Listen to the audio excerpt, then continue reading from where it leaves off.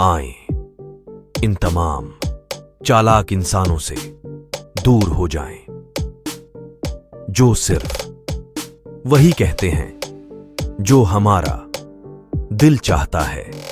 وہ مسافر اپنے آپ کو بدقسمت سمجھتا ہے جس کو گاڑی میں جگہ نہیں ملتی، لیکن جب وہی گاڑی حادثے کا شکار ہو جائے تو وہ اپنے آپ کو خوش قسمت سمجھتا ہے۔ اپنی وجہ سے کسی کو نقصان نہ پہنچانا عبادت کی شروعات ہے، جبکہ دوسروں کی زندگی میں آسانی پیدا کرنا عبادت کی انتہا ہے۔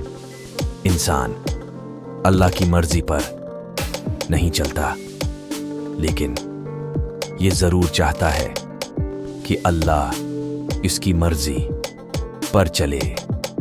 ہماری قسمت کا دارومدار ہمارے اعمال کے علاوہ ان لوگوں کے اعمال پر بھی ہوتا ہے جن کے ساتھ ہمارا تعلق ہوتا ہے۔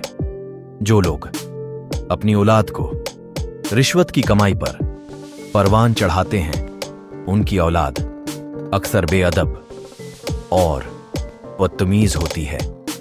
اگر لوگ اپنے دل سے دولت کی محبت نکال دیں تو ان کی تمام پریشانیاں ختم ہو جائیں گی۔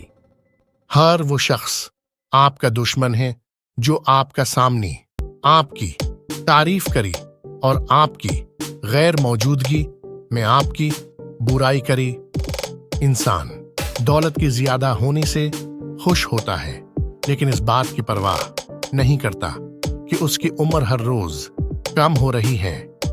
جب تک ہم اپنی خیالات میں تبدیلی نہیں لاتی، تب تک ہم اپنی مقصد میں کامیاب نہیں ہو سکتی۔